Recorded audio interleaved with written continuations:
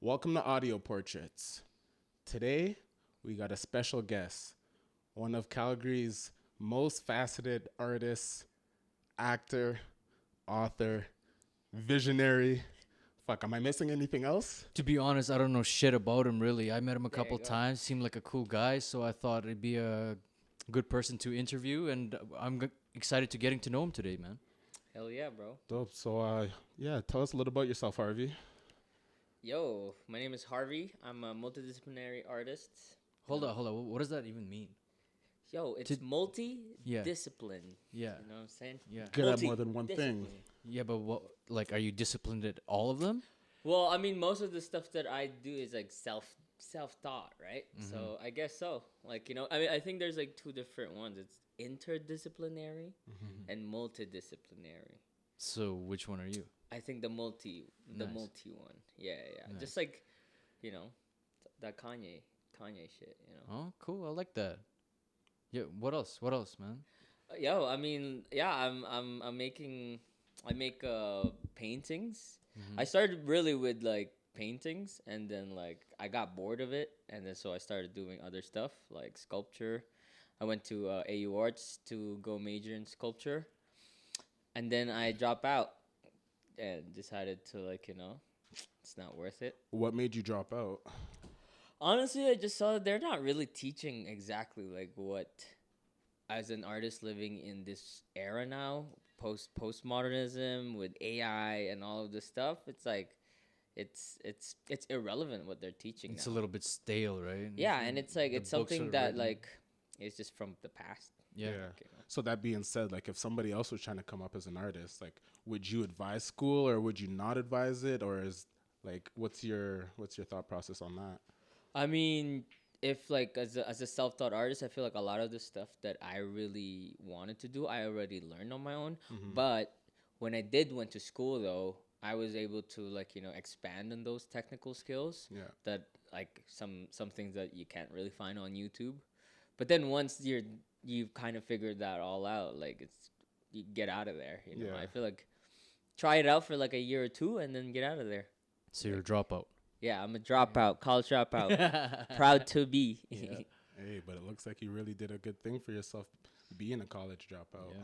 Hey, I mean, I just dropped out just this year, so Oh, okay. So you're just figuring it out. Yeah, exactly. I mean, this is my first winter where I'm like, all right, let's do this as a full time Yeah. artist without school, and With that being said, do artists make good money? man, Because you know that saying, obviously, a broke artist, Yeah, like sensitive starving. artist, all that shit. But yeah, I mean, I feel like every artist are sensitive in a way because like you have to be because that's how you become empathize on people because art is always about trying to make something and then if people can relate to it, right? And so like to be able to be relatable, you have to be sensitive. But in terms of the money, man, like I mean, it's also like my first couple of years doing as a full-time artist, and it's weird because like you can't really just focus on one thing. That's why I need to be a multidisciplinary artist because if you really just focus on one, you probably will be broke. Okay. And so the way that you kind of not be broke is then if you know other things, then you don't have to only just keep doing the Okay. same thing over and over again. Yeah, that's smart. So for you, did you get into making money right away, or was that hell something that you had to like grow into? Like how did that work out for you? I mean, Oh, look at that. We got a special guest yeah, we on. have a special guest. Come But on. he fucking judo chopped this fucking cat out of the way. yeah. I didn't even realize it was your job. No, I mean, I wasn't really like money was never really like the main purpose of like why I started making art, But I mean, I guess once like you kind of prove that like what you say you're gonna do, you will do. Then like people tend to like be like, okay, what he's proposing, he's done before. So it's like, but I So don't know. you say money isn't like one of the things that got you into doing art. Why don't you just tell us a little bit of kind of like what inspired you to get into art and what inspires your art itself? I mean, fuck, that's a It's a loaded That's question. a loaded question, man. I mean, I would say that art was really something that really helped me kind of get out of my comfort zone.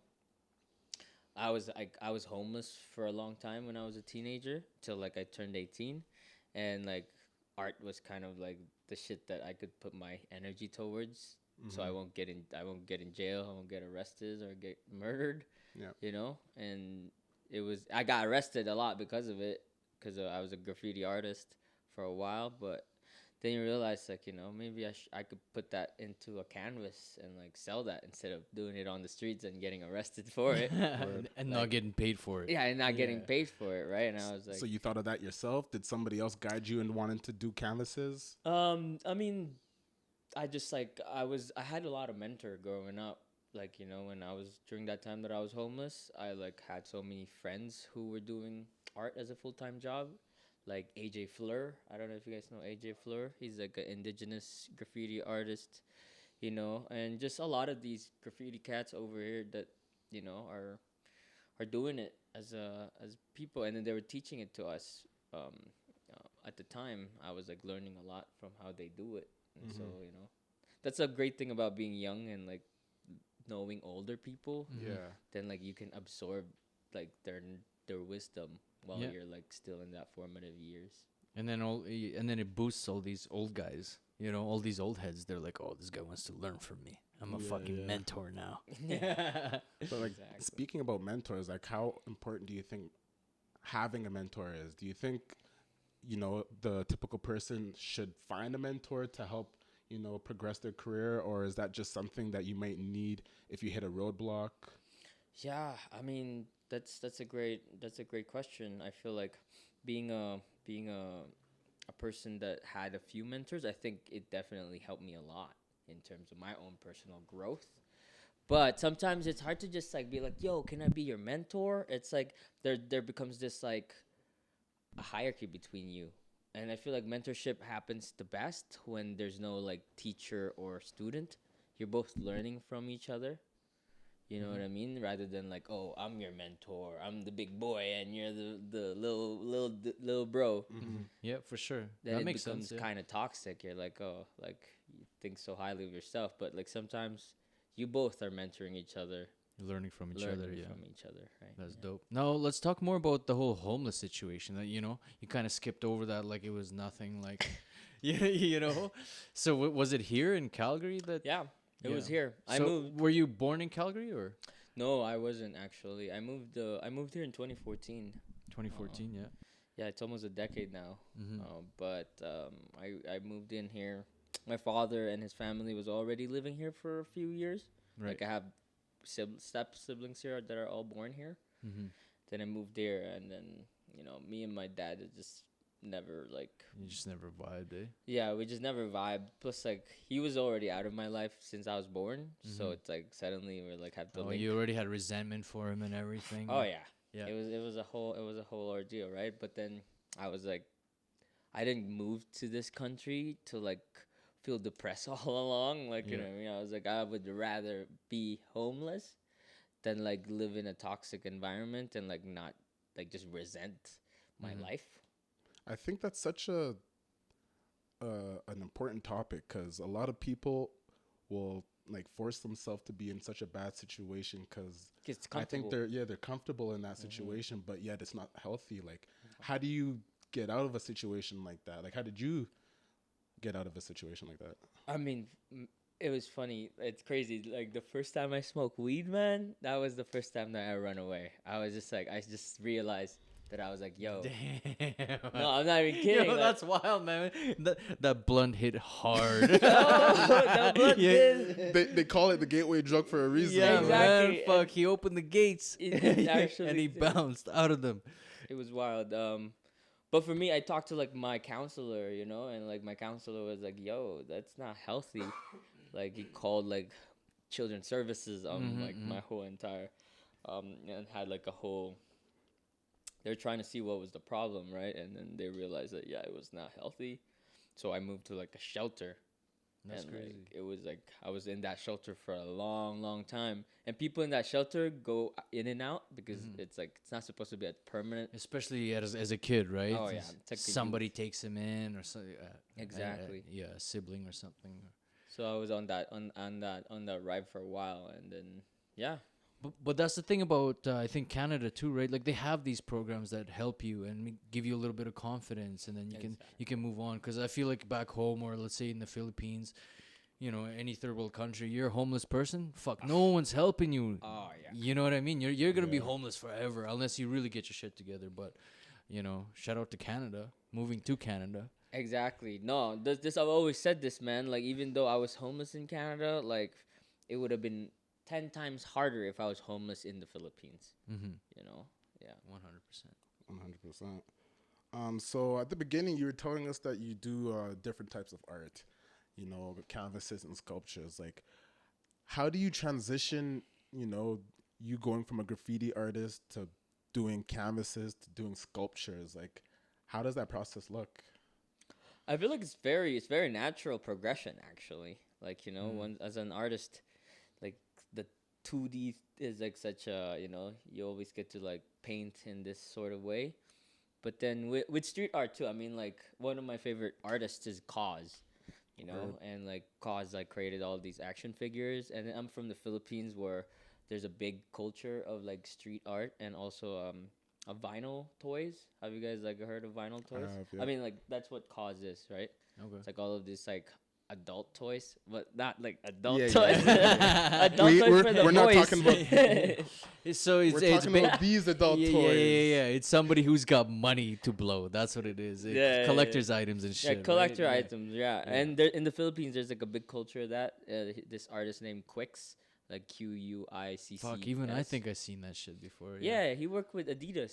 Okay. Like he had like whole sculpture Gundam looking one. They're all wearing Adidas tracksuits. I'll say That's a word. dope, yeah. Yeah. Gundam used to be sick. Yeah, I see, fuck I don't with know that. shit about fucking art or anything like that. Like, But like with that, it's like it's street art though. Like it's kind of it came from graffiti and like pop art. So it's like it's not really like sculpture, like fine art sculpture, like marble. Like you know Right, what I mean? yeah, It's like it's right, a totally different Yeah. thing, right? It's like hype beast stuff. so do you think like your style of art's like popping off right now? Like, there's a bigger wave of it now, you know? Oh, definitely. I mean, street art has definitely like gone up, and in galleries especially. Like we were in Montreal, and like all the galleries there are all Street like art. pop art, street art, graffiti stuff, right? But here in Calgary, not so much though. They still like their mountains. Okay, yeah, and- let's talk about the art scene in Calgary. Cause is it hard to make it in Calgary? Cause Ah, this place is looked at as like that whole cowboy corporate shit, suits, nice cars, oil. Like, is it hard to make it here as a street I mean, artist? I still haven't made it. I don't think. I mean, I'm on my way there. Yeah. Hopefully. But that's what I mean. Like, because you're right in the middle of it, you're in the process of it. You think it's a lot harder here than it would be somewhere else?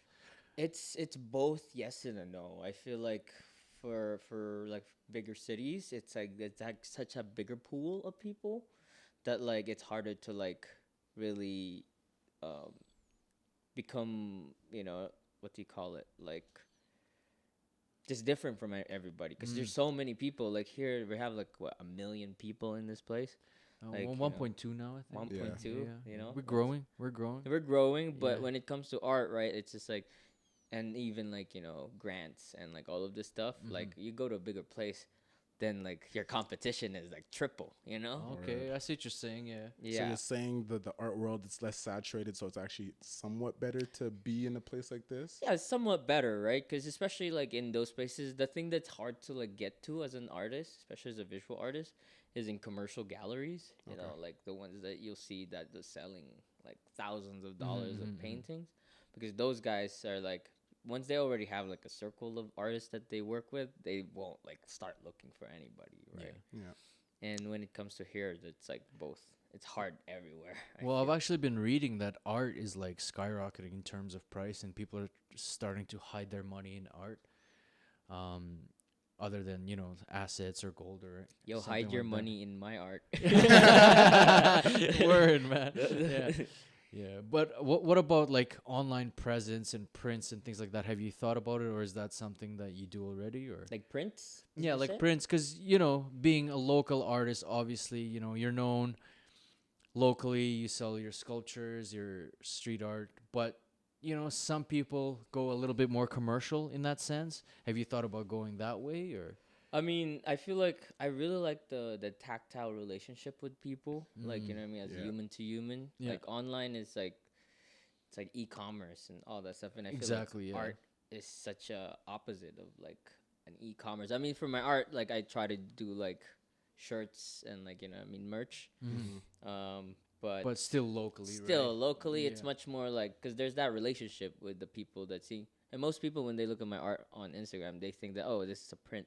But then they see it in person, it's like 30 by 30. You know what I Yeah, mean? You're yeah. just like it never translates the same when it's on Instagram. And I also stopped posting my art on Instagram lately, because like AI, like you know what I mean, like Yeah. can like easily just now steal and jack your shit. So I That's like wild. that you bring that up. What was I gonna say there? When it comes to your art and the people that are viewing your art, are you the type of artist that is, I want to say the word selective of who actually holds your art? Is you know what I mean? Like, is there a demographic? I'm not trying to sit here and single people out, but Yeah, like, yeah. is there a demographic that you would want to have your art collected by, and then a demographic that you wouldn't want people to have? I feel like maybe one day when I'm like bigger, Mm-hmm. then there will comes a time when like you would want people, because you don't want your art to be like before like it becomes like people, for example, like cause and stuff. A lot of people are now like hating on like this whole street art wave. You know what I mean? And it's because people that start buying it, they're buying it because its price is high. Yeah. So it's more of an But investment. that's what I mean. So like a lot of these people, they'll buy Cause not because they actually like the art of Cause, but they know they can make a bag from it. Yeah.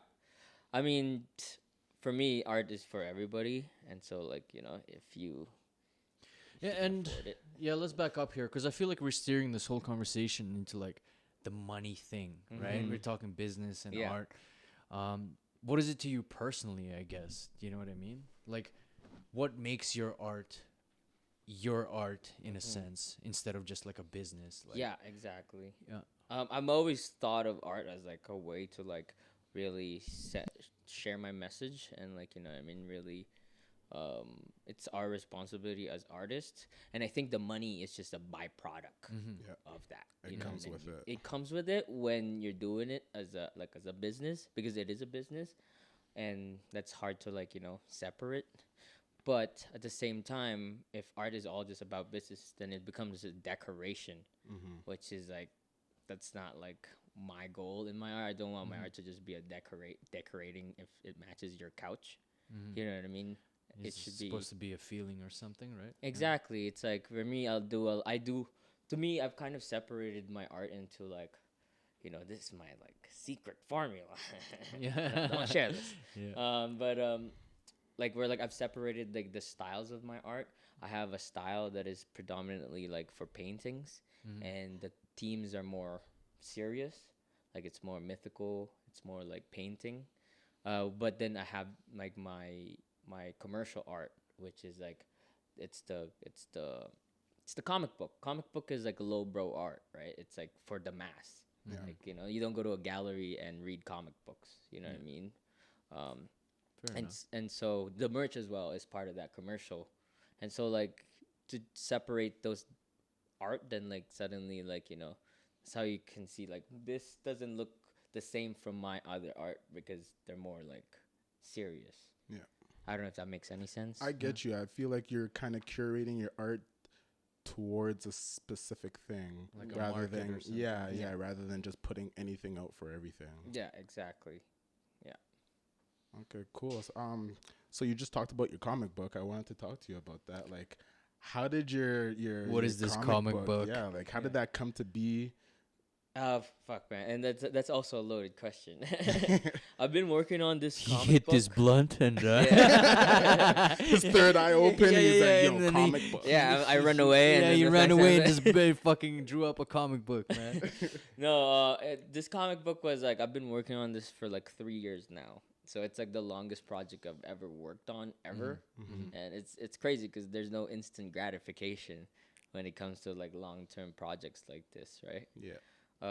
But this comic book started in 2020 when like during the Black Lives Matter protest, and like we would go and like protest every time, and then you kind of just get to like learn about what's going on at the time, right? Yeah. And the police brutality and all of that stuff, and then while at the same time, Philippines, where I'm from, I'm fairly like connected to what's going on back home.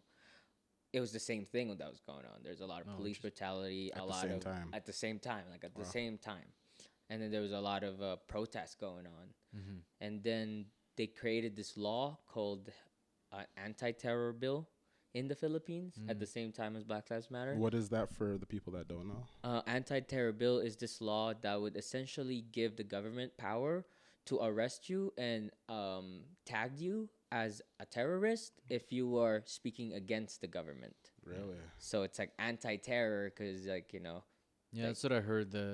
It's the new president, I guess, and he's a Yeah. little bit too strict on things, especially on any type of crime, right? yeah, exactly. Yeah. And it's used a lot. It's like we have vigilantes like shooting people left and right.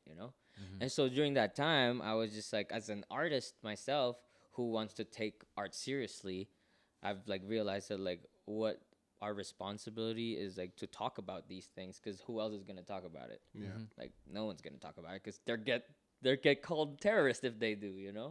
And I'm lucky to be in Canada where So you can be the voice of the people, I guess, from a Exactly. distance, right? from a Okay. distance, Yeah. exactly. And as somebody living outside but are like very familiar with what's going on there, it's hard to not do anything.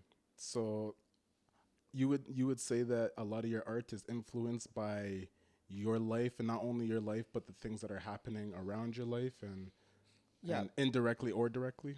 Definitely, I feel like it's both, right? It's just like as a young adult, I feel like I'm starting to like really like kind of internalize what happened to me during my childhood because it's obviously hella traumatic. Yeah.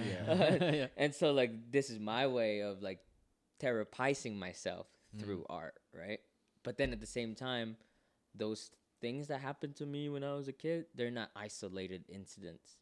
You know what I mean? Like I'm not the first teenager from Philippines who moved here and Yeah. ran away. For sure not. Yeah. You know what I mean? Yeah, yeah. And so like then you realize there's a When he bigger hit that problem. blunt. Exactly. And then so we realize there's a bigger world out there that's connected, and then these all things are like, yeah, like, Coming you know. together. Yeah. Exactly. Now, more on like the personal side, obviously, we talk about your professional and everything like that. Like, you're a young guy. You said you're 25. Yo, man, what are you saying? But I mean, like, as a 25-year-old, did you find it hard making it in this world outside of art? Because I always talk about it. Like, I feel like men nowadays just have so much pressure on them. You gotta be rich. You gotta have some shit going on. To get a girlfriend, you gotta have a nice car, nice house, all this and that, and then females be pressing you about height and everything like that nowadays. Oh yeah. But don't blame it just on the females. I swear the other day you're pressing me. You're just Oh this yeah. guy's it's like, also yo, how come you ain't got a girlfriend? Why don't you Yo, got that this? toxic Like, masculinity, man? yeah. It's just that stigma out there. So like, Yeah, you know what I mean. Do Yo, you it's short king season. What are you talking Yeah. about? when you hang around short people. It's always short king Yeah, yeah. season. Yeah. But that's what I mean. Like, do you find it hard nowadays? Like, or do you feel that pressure, I guess? Like, is that part of your drive, like, to try to make it? Like, are I you in mean, a there's no- relationship? Your There's no girl other. There's pressing no you? other option. Yeah. You know what I mean? As Yeah. somebody who's like really gone to. Hey, like, man, the you could go bottom. back on the streets, bro. Exactly, Yeah. but that's the thing. If I've already survived that once, I'm sure as an adult I'll be able to survive it again. Yeah. And so like really, I came out here like broke as hell with no money in my name, and like now doing it, and like if I go broke again, then we'll do it again. You know what I mean? It's like get out of it again. yeah, exactly. I like that mentality. So like, to me, that kind of sounds like you're not scared to be back in that situation because you've already dealt with it and you know you can persevere and get out of it. Exactly. Whereas like some people, you know, if their back's against the wall, they're in that situation. That's it's it. Like, There's no risks taken, right? I mean, that's the hardest. Maybe risk. that's why your risk threshold is just a little bit higher, and that's where you can make decisions to be an artist, right? Because if you try to be an artist, which is not for everybody, you know, it's a risk. It is a huge risk, you know, and it's a big life decision. And I feel like maybe even in the Asian culture, if you tell your family that you're going to be an artist, that's probably not going to fly, right? Nah.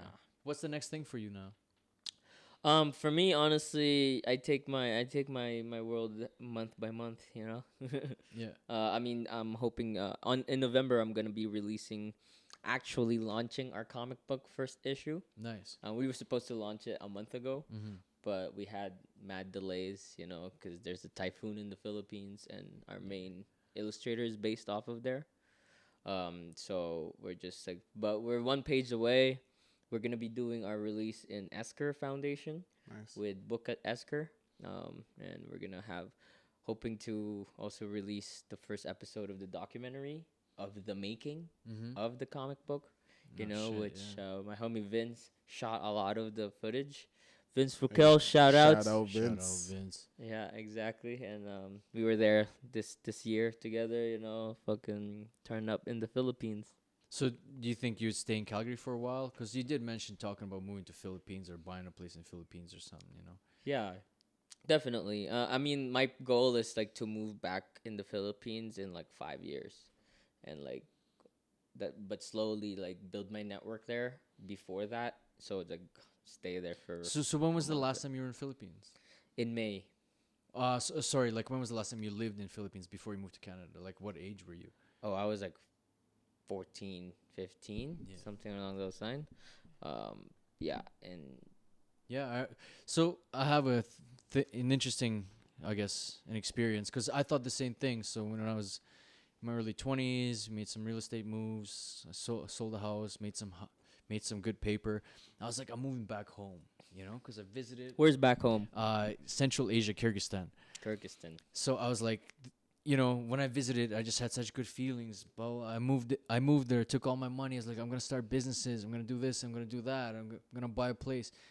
I moved there and lived for a year, and I realized when you live there, it's completely different than when you're visiting. You know, when you live there, when you're visiting, people are so fucking nice to you. Here's a meal. You know, you're here for a while. Shake your hand, hug, blah blah blah, this and that. Everybody always talks about, you know, they exaggerate things, you know, just to make themselves feel better, maybe because they're obviously in a third world country. Their situation's not as good as they make it seem. But once I started living there, going to places, to everyday places, pharmacies, convenience stores, I realized that everyone's just, once again, like exaggerating things. But life isn't as good when you live in a third world country as you think it's gonna be, and you don't know that until you actually live there.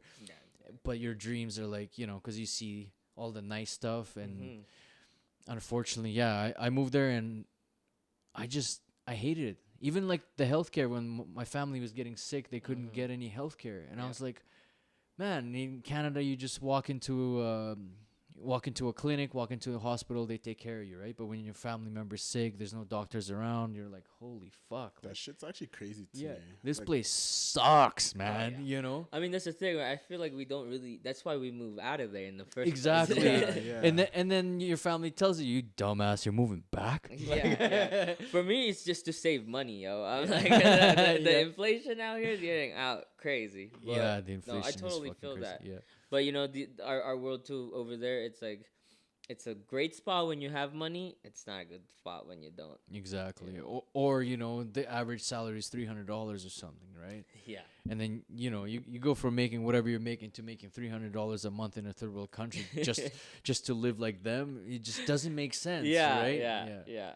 But I don't know. It's That's just why you gotta plan it out. A couple months before 100%. you even move there. 100%. Yeah, you Like, got I have You gotta be fully set up before you even go out there. huh? Exactly. I have a friend who like even just moved to Van, and then once they move to Van, they're like, all right, let me get a job. Like, Yeah. no, you get the job before you move there, bro. Like, what are Yeah. you doing? But sometimes I don't know. Like that does sound backwards to me, but at the same time, it's like a fresh start is also a good thing to Yeah. do. Sometimes somebody needs that. Yeah. It's Sometimes you need just that change gotta of scenery. shoot first and ask questions later, right? Yeah. Fair enough. Fair enough. Take that risk Yeah. head on first. I don't know. Yeah. Yeah, I feel leave like- yourself no option but to succeed, you know? Well, he didn't. He went back because he couldn't find a job. but that's what I mean. Sometimes you need a little bit of planning, you know? Yeah. Or you're not ready for that Sometimes type you of need to move. fail to know Exactly. what you got to do right the next time. Yeah, and that's why when we moved to Canada, I was like, fuck, man, like this place is actually really good. And the more I think about it, I'm raising a kid here. Like, there's not really Oh, another place that I would want to be right now, you I know? totally agree, man. Yeah. Like, don't get me wrong. Like, I just want to leave her during the winter too. Yeah, okay, there you go. Like, you know what I mean? There you go. I'm trying now to the live truth on is both coming ways. out. Exactly. I'm trying to live on both worlds. Yeah, you know okay, what I that mean? makes and more just sense, like go there, and like come back here during. I love the summer here. Summer Yeah. here is amazing. But that was like half of the year, like I Well, don't need to be here. Yeah, I think also people don't understand how fucking gloomy and shitty Calgary gets in wintertime, right? Yeah. Once again, we're not a very like artistic, we're not a very old city. We don't really have much history. It's just a working city, right? I think Exactly. it's all just big office buildings, which is changing, I think, a little bit, right? Like it's slowly pivoting into, Slowly.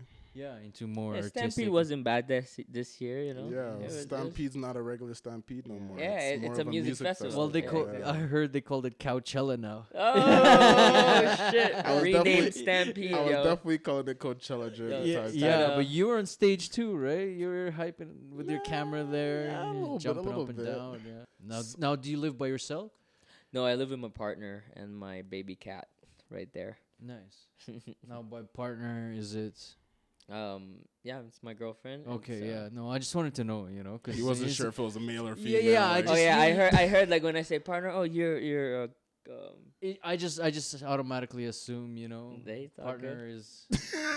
my partner Oh in crime. man, I don't know nowadays. I don't know how to operate. I'm old and shit, and I have to hold my tongue and don't say anything crazy. Hey, it's you know? all Yeah, I good. hear that. Don't be yo. saying no Better crazy safe stuff. than sorry, huh? Yeah, bro. I don't want to offend anybody. Talk to us about your acting career. I know My acting career. your I acting don't career. even Me and think you, it- we Oh yeah, We you did a guys little were in the some. movie. Oh yeah, that was in one of your introduction. Yeah. That was Well, hilarious. what was it called? The first movie. It's crazy though. It wasn't actually the first movie like that I did like that a short film. I did one when I was in the Philippines still as a kid. nice. Mm-hmm. See, so you're a freaking child actor. Hey, Yeah, child and what the fuck are you wearing, man? Because like it's draping down. And it's like over his knees can and see shit. his nuts, No, huh? that's the thing. That's the thing. I can see a little bit of skin from the corner of my eye, and I'm just Skin? waiting. I'm just waiting for a nut to flop out. Nah, bro, I'm wearing shorts Well, inside. I don't know Oh, what's smart under guy. there, man. Because maybe you like to be free. You're, Hey, nah, you're an it's all good, artist it's and all flowy good. and shit. You It's know? all good. He's not that free. He got the shorts on. I was wondering what you were looking. Yo, this guy is always looking down. I was wondering what I'm this not guy's looking looking anywhere. at. My eyes are just trying to straight. I've been staring at this plant, trying to not look at his nuts. Man. Bro, don't worry. You won't see one. Yeah, it's on my OnlyFans. Like You gotta pay to see. Subscription will be listed below. He's like, just got a link joking, in just the joking. bio. But anyways, enough about your nuts. Continue to tell me about your acting career. I didn't know that you were in anything else besides the film No Smoke. Yeah. Directed by Vince Raquel. Make Yo, sure when you is guys that coming out? make sure Yo, you do guys check that is out. that gonna be at the film festival? What is that? It's not in the film festival, but you guys will see it soon. One day, soon. But no, when I was like 13, before I even moved to Canada, like I got into like this. Vince actually met my homie, Kuya Yeti. Yeah, it's like my homie. He was this ballin' ass dude in the town where I was, my dad's town. He had like a mansion, and like he owned the computer shop. You know, back then nobody had Wi-Fi, so it's like you have to go And to a nobody knew how to use computers, yeah, right? yeah, exactly. So you have a shop that you go to. It's like a internet cafe. Oh, yes. But this guy's like a nerd, and I'm a nerd too. You know, I like comic books and like cartoons, action figures, animes, and he was the we same. can't tell. Can't tell, right? Yeah. This is you know that movie 40-Year-Old Virgin and they like joke about his house and shit. He's Yeah, like, you yeah, gotta take yeah. everything out, or you're trying to get fucked. It's a good thing you have a partner. But go on, yeah. Yeah, no, that doesn't match. You know, the metaphor doesn't work. Yeah, exactly. But yeah, no, he was a nerd. But he's what do you call it? He owned like a computer shop, and in his computer shop he had like hundreds of like expensive action figures, like thousands of dollars dope. worth of stuff. And I went in there and I was like mesmerized, and I started like chatting with him. He was telling me all about it. He's just like a big nerd too. Like same thing. He doesn't have any kids or anything. He's old now, but you know, it's I guess that's what happened when you're a nerd, you know. But yeah, no, and but then nerds are coming up nowadays. yo, you know?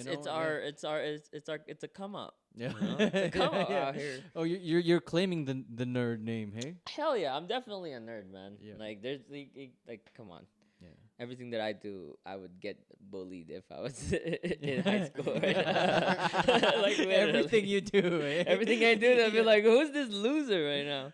Yeah, that's dope, man. but claim he- it. when you Yeah, own it, exactly. you know, Claim man. it. You know, sometimes I guess that could be some good advice for people too, man. You're a fucking nerd or weirdo. As long as you own it, man. Be yourself. it's yeah. it's 2023, yo. Like it's somebody will eat your ass. like Yeah. it's a subculture. We're living in a subculture world where like not everything is like this. Not everybody's into the same shit. 100%. I think we're living in the era that honestly a lot of things are accepted now. Exactly. Like why not? Right? Yeah, we got Why not? We got universal bathrooms. so. Exactly. Yeah, hey, Exactly. yeah, that smell. Yeah, because you know you took a shit in it. Yeah. But you know, and that was it. I link up with him, and then I didn't realize he worked for this like the biggest like TV station in the Philippines. Oh, dope. And so like he was making like there was a TV show that he was working on, and then he was like, I need a kid who would like be in like this green screen, do like acting shit, and I was like, yo, I'm here all the time. Use me. Yeah. And so I did that shit, and then from that on, he did another short film, and then we kept doing just a bunch of short films, and then I moved here, and I haven't done that ever since. Until when I was homeless, there was actually this short film that came out, and it was about like my life when I was homeless. It was so like roughly based off of my life. Like we had somebody else act as but it was based off mine. And then now this, so it's like I'm gonna chop it all up, make it into a reel, you know. Sick. So, do we have acting to look forward to from you in the future? I mean, I don't know. I mean, I'd love to try it out more. I Not guess. opposed to it. Huh? I'm not opposed to it, honestly. Wait, do they have some kind of genre in Philippines? You know how like Indians have like Bollywood and Koreans have those sappy ass dramas and I shit. feel like that's just Omni TV, bro. Bro, I Yeah, cry yeah. to that shit sometimes. Like I never cried in my life when like the worst things happened to me, like father dying, aunts, grandfathers. But when I watch sad movies, bro, I can't turn it off, man. I'm just like a little bitch. I love just that sit there, trauma yeah. porn, eh? Yeah. Yeah, I don't know what it is. The man. trauma porn. The trauma porn. I like that. Yeah. But yeah, no, one day maybe. I mean, I'm not opposed to anything, you know. I love just creating anything, you know. Art, like, you know, acting, Movies, yeah. you know, just being part When of it something comes to creative. the acting, do you think you would like to play, yourself or somewhat version of yourself, or would you want to be in a whole entire differently world, act as something totally different? I mean, I'd love to do both. You know what I mean? That'd be crazy to do one. But I do want to like direct though, and like kind of like get into like storytelling. I'm just a storyteller in general in my art, and so directing is also something that like I have a really keen interest, and just storytelling in general. Just Yeah. telling the stories that aren't usually told, especially about Philippines, because I'm a history buff. Like Oh, I crazy. like ask me about Nerd history. This guy alert. said- I yeah, know, this bro. guy Nerd alert. But Yo. he said history buff. Yeah, You meant to say history nerd is what you meant to say. Yeah, exactly. I'm a history buff. I like that. I like that. You know, but you know, as you can see in like all these books, like you know, I have a big interest in that, and that goes to my comic books, right? All my stuff that's in my comic books, they're not just like me making shit up. Like it's like Word. it's all based off of like historical periods in the world. Nerd alert. Well, you could have started the conversation with that. I guess I feel like I should have. You know. It's all good. We made it here one way. Yeah, or we another. made it right. Just a Exactly. couple hours later. Yeah. Yo, I already did. I think. You didn't even name the book though. You did not say the name of the book once. What book, bro? The comic book? Yeah, comic book. yeah, the Yeah. comic book. The comic book is called Aklass, Okay. and is actually based in a story about like you know this group of kids who grew up in Tondo. Tondo is the district in Manila where I was born and raised, and the story is set in 2048, so it's like in 30 in the years from future. now. Yeah, it's in the future, but essentially, when I started the book, I was looking at like you know I saw this news about like the neighborhood I grew up is gonna be underwater in 30 no years. way. And so like I was just like, but then my family still lives there, right? And none of them are planning of moving out. So like in my opinion, and in me looking at it, I realized that like if nobody leaves, then like at the end of the day, that water's gonna come up, and we're gonna have to learn how to live with it. And so in the book, it's already flooded. So it's like a slum Venice. You know, I don't know if you know in Lagos, there's this place called Makoko, and it's essentially that. It's like a stilt houses on water, but it's not like fancy like Venice. You know Right. what I mean? What It's made like you think I knew dilapidated. anything about Lagos? Yeah, I'm asking everybody. Nah, bro. you pointed right at me, looked at me. This guy's Yeah, like, bro. What you know don't about know Lagos? your geography? Like what? You don't know your geography, bro? Not that well. Yeah, so then maybe you know it's.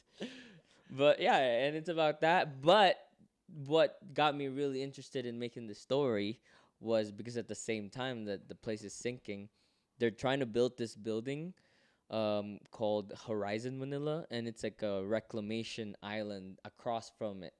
And you know what a reclamation island is, right? Like the one they did in Dubai, like Okay, yeah. the coconut islands and like you know the world islands. So you're high as fuck when you wrote this. Oh yeah, definitely. I was 'cause baked as hell. that shit's crazy. Bro. I know, bro. Yeah. But those were things were happening at the same time. Like one is sinking, while the other one they're building a fancy building, like right across from each other. Hey, sounds The like contrast there like is business to crazy. me. Yeah. Yeah, exactly. And so like I was just like, ain't nobody seeing this right now. Yeah. And so I was just like, let's make the book set in that time when this is all happening, you know. And it's been crazy. Here, I'll show you. That's Like very interesting. Yeah, show us the cover of the book, bro. this is the So, cover. Of so the that's book. what it's gonna look like. How many pages? It's gonna be the first issue is gonna be 40, 50 pages. But this Shows me a The white blank page. piece of paper. Aklass. Yeah. The title of the book means to strike or to stop the protest, to stop them protest and improve working conditions. So essentially to revolt, you know. Yeah, a revolution for the people. Exactly. That's essentially it. And the first book is made by 3 of us. It's like one is from the Philippines. His name is Neil, and then Danny and I.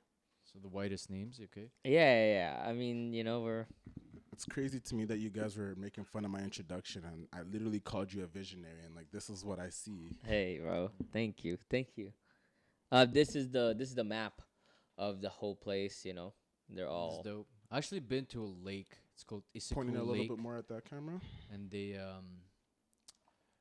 the villagers You just show actually it. Dope. got drowned in the rundowns from the mountains as the glaciers melted. So Oh, it just shit. became a lake. So it's like a glacier lake. Yeah. And up to, I don't know how many 100 years now, things still float up like forks, a little bit of gold, a little bit What? of, yeah, it's pretty crazy. Where was this? It's a lake called Isikul in Kyrgyzstan, where Isikul. yeah, I'll send it to you Yeah, after. yeah. It's Send in the that to me country too. that I'm I about was, to go fishing, yeah. fam. Yeah, You need to go find some gold, bro. What? Yeah. What? maybe a skull or two. Like, Yeah, that shit's exactly. crazy. Yeah. love that. I love that. I actually wanted to talk to you about your experience with Jackie Comrie's wall last year. I got to, film a little bit of that. Every time I pass it, I just see this giant ass wall, and I just can't believe that like you guys painted that. I know that was an intense experience for 2 weeks. We were back to back 8 a.m. to 8 p.m. It was wild, and there was a lot of emotion. What's your like final takeaway from that? Yeah, it was great. It was a great experience being able to get trained on swing stage. Which is we were like 12 stories high up in the air. Oh, that's crazy. It's a big fucking wall. It was the biggest wall I've ever worked on, and it was definitely the most challenging. But I learned so much from that I hope to bring into my future projects. Okay, well, yeah, we were kind of talking about how artists and everything like that struggle. I guess what's the positive side of it? Let's be a little bit more optimistic, because you're saying you learned so much and you enjoyed it, and you got to learn, what'd you say, safety on. Yeah, just being able to do swing stage, you know, just and and just learning new skills, putting images on And you're meeting a lot of people, right? People yeah, exactly. Yeah. I mean, art has always been a great way to if art wasn't fun, then I wouldn't have gone into it. You know what I mean? So there's a lot of struggles and all that, but the upside of that though is you get to meet so many cool people and people who have visions that they want to create. A lot of the art that we see are someone's just thought of that and then brought it out into existence. And that's something that not a lot of people can do. Yeah. And being able to go shoulder to shoulder with folks from different places of Canada doing the same thing and learning from them is something that you can never really take for granted. Yeah. What about that's a sound bite right there, bro. This guy called it. What's your view on social media right now? Oh man, are you on TikTok, Instagram, Facebook? I don't have TikTok. I don't have Twitter. I don't have. I don't you- even have a phone. and you started the podcast off saying that you stopped even posting your art on social media. Yeah. So tell us about that. I mean, it was only this year. I mean, I would post my art, but it would be from a third person perspective. You know what I mean? Painting, but from a room. Just because it's harder to take it steal it and put it on AI learning stuff. And honestly, I feel it's harder to kind of get your art out there now that you're also scared of getting copyrighted. So it's I'm just trying to learn and see if I should keep doing it or if I should stop. Yeah, is there certain ways to go about social media that you can still be as out there as you want to be but protected? Have you looked into that? I mean, it's just. I mean, I'm sure really famous artists have gotten their shit stolen by AI. I'm sure Picasso. What do you mean? They couldn't do anything about it. No, you know what I mean? And so I'm just not that so big. much shit is already out there from Yeah, them, right? So exactly. They can't do anything about it. So for me, I mean, the way I'm doing it is I'm gonna take a photo of the room and people looking at the art. So that way you're not really. You're seeing the art, but you. it's not just a front photo. Just the art of itself. Exactly. Then that's easier to screenshot and it's easier. But if it's a photo of you looking at it in an angle, then now they're gonna have to get AI to take these people out of the fucking photo. It's a lot of work. Easy. Easy. We got the AI king over here. Oh, are you the AI king? Well, no, I like to use AI here and there. I mean, it's a tool, man, and that's what it 100%, should be. yeah. It should Yeah. become a tool rather than this something that you Well, ask for ideas. I'm not an artist, I'm more like a technical guy. I'm like a equipment and a technical guy. So when I need a little bit of that artistic touch, I use AI. Yeah. You know what I mean? Fair enough. So for me, it really works. So yeah, but what do you guys both think? Do you guys? You say it's a tool, which it is, but do you believe that it's a tool, or do you think it's something that's out here that's gonna fuck everybody's shit up? It's inevitable. That's also what my book is about. It's literally about having. There's this two kinds of people in my book. They're called the Deus and the Anartaka. And Anartaka. What is that? Anartaka or my slang word for it is taka. It's like a caste system in my story. And so essentially in a class we have two kinds of people in the world, the taka, anartaka, and the deis. And the deis are essentially the people who are allowed to get implants, like cybernetic implants, and they can like design their babies. Essentially they can just do a lot of things, and they're essentially half robots, cyborgs.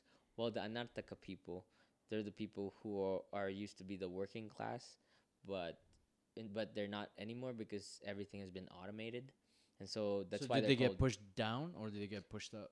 They get pushed down because, like, at the end of the day, they're to the capitalists, they are essentially useless because they don't now. I can use a robot to do your job, right? Yeah. And so, but now I totally believe that like we're going towards. Because I put it in my book, because like I totally believe that we're gonna get to that point where like it's getting there. Because I think we're so far away. We're so far away, but like even companies like Tesla, man, they just cut like I don't know some crazy like 10-20% of their manufacturing costs by simply just automating a lot of the builds to a point where they had to lay off a bunch of people. Yeah, I mean that's why the Hollywood strike is happening. Yep. Because ChatGPT can now write. Just write everything. Exactly. Like, why do you need a writer? A writer. And like, if you can just like ChatGPT that, and so like, So we're true. on the way. Yeah, 100%. And so like, what happens? But then I feel like that's where like the creative people are gonna shine. Guys like you, they'd be like, Harvey, man, I don't know, It's wild to me. I never would have thought though that AI is gonna start doing it first to art.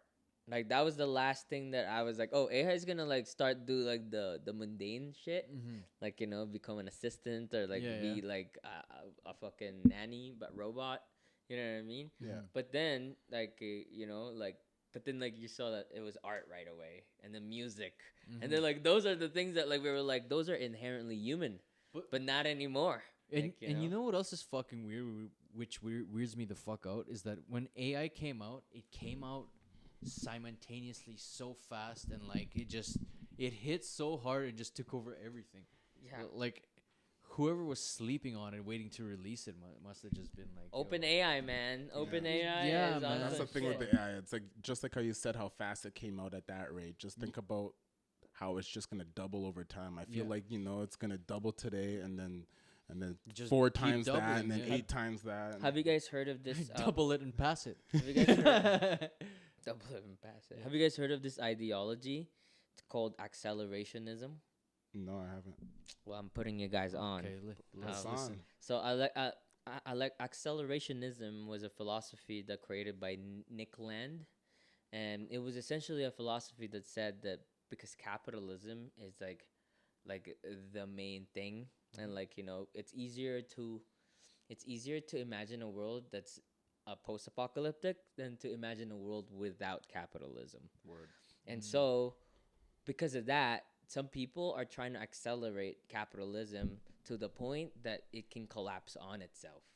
Oh, interesting. Yeah, Does that make sense? It does. a little bit. Yeah. So it's like if you're capitalist, you should be hyper capitalist because then you can like accelerate it to like fall apart on itself before, like, you know what I mean? And yeah, you guys should Google that philosophy. Yeah, adding fuel to the fire until Exactly. you burn your own shit down. Exactly. Yeah. So it's faster to get Yeah, there. that makes You know sense. what I mean? Yeah. And you accelerate the decline.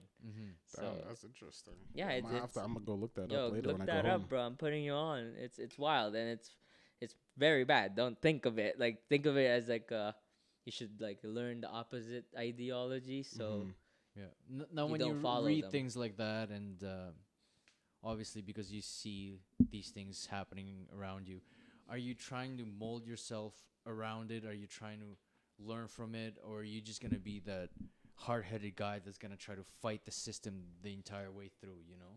I don't like that that ideology at all. course, But you learn how they think, how Right. people who believe those things, how they get those ideas, because there are literally philosophy dedicated to those. Yeah. You know what I mean? Like a lot of white supremacists love that, and they're like, yeah, hell yeah, like let's kill all the motherfuckers, like let's start it now. Let's start a race war. Like, you know what I mean? Shit like that, you know what I mean? And so like obviously you gotta like know what it's about. So I guess we know that your book's coming out. what's next for you in the personal life? You know, your girlfriend your partner's just walked in, and have you guys made plans? You know, towards future. What do you guys talk about? And What does the future look like? yeah, what does the future look like? Man, Yeah. that's a loaded question, Yeah. dog. You know we love loaded questions I out know, here, man. bro. All nothing but loaded questions up in here, man. Because you need a destination, you know. Yeah, you know, I'm taking it, as I said, season by season. But, you know, as I said, the book is coming out.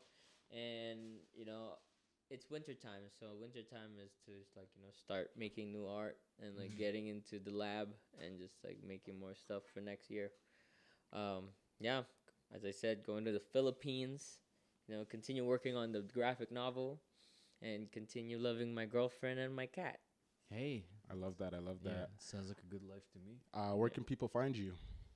People can find me at harveynichol.ca on Instagram and website harveynichol.ca as well.